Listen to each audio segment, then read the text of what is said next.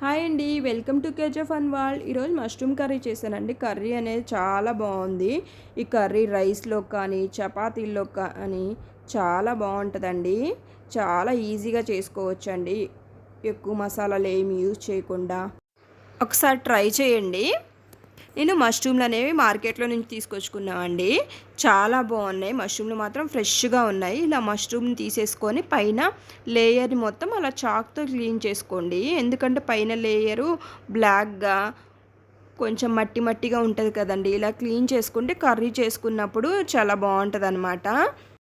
Chalk తోటి side నుంచి అలా అన్నామనుకోండి, లేయర్ లేయర్గా అలా వచ్చేస్తుంది అనమాట. పైన లేయర్ మొత్తం అలా తీసేసుకొని ఇలా చిన్న చిన్న పీసెస్ కట్ చేసుకొని ఒక గిన్నెలో వేసుకోండి.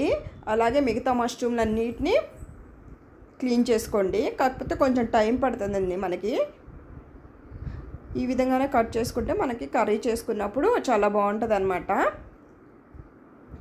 ఇలా చిన్న చిన్న పీసులు కట్ చేసుకోండి. కర్రీ చేసుకున్నప్పుడు తినేటప్పుడు చపాతీలో కన్నంలోకి బాగుంటుంది అనమాట. ఇగో చూడండి, ఇలా అన్ని మష్రూమ్లు కట్ చేసేసుకొని 2-3 టైమ్స్ వాటర్తో క్లీన్ చేసి పక్కన పెట్టేసుకున్నానండి. ఈలోపు ఆనియను, పచ్చిమిర్చి, అల్లము, ఎల్లిపాయ తీసుకున్నానండి. మసాలాలు ఒక టమాటా తీసుకున్నాను, ఒక పెద్ద సైజు టమాటా. మష్రూమ్ క్లీన్ చేసి పెట్టేసుకున్నాను. ఇప్పుడు కళాయి పెట్టేసి ఆయిల్ వేసి మసాలాలు తీసుకున్నా కదండి. ఒక బిర్యానీ ఆకు, కొంచెం దాల్చిన చెక్క, అనాస్ పువ్వు కొంచెం వేసేసుకున్నానండి.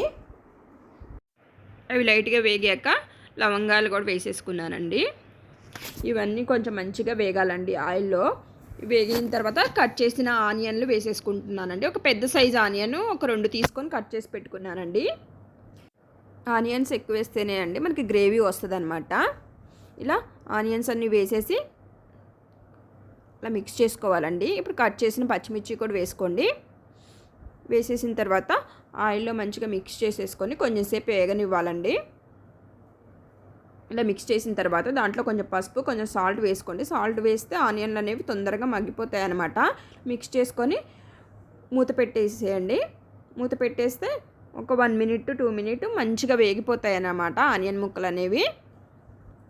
ఈ లోపు నేను మిక్సీ జార్ తీసుకొని దాంట్లో టమాటా, అల్లం, ఎల్లుల్లి తీసుకున్నానండి. కొంచెం క్యాష్యూ కూడా వేసుకోండి, నేను వేయలేదనమాట. వేసుకొని మిక్సీ పట్టేసుకున్నానండి. ఈ లోపు మూత ఓపెన్ చేసి చూస్తే కొంచెం ఆనియన్ ముక్కలు అనేవి మగ్గిపోయి ఉన్నాయనండి. ఇప్పుడు మిక్సీ పట్టిన ఆ పేస్ట్ మొత్తం దీంట్లో వేసుకోండి. ఇలా మంచిగా మిక్స్ చేసుకోవాలండి. మిక్స్ చేసుకున్న తర్వాత మూత పెట్టేసి మంచిగా ఆయిల్లో అనేవి ఫ్రై అవ్వనివ్వాలండి. ఇలా ఫ్రై అయితే ఏంటంటే పేస్ట్ పచ్చివాసన పోయి మంచిగా ఉడికిపోతుంది అనమాట. మధ్య మధ్యలో ఒకసారి మిక్స్ చేసుకోండి. ఇలా మిక్స్ చేస్తే ఏంటంటే అడుగంటకుండా ఉంటుంది అనమాట పేస్ట్ మొత్తం.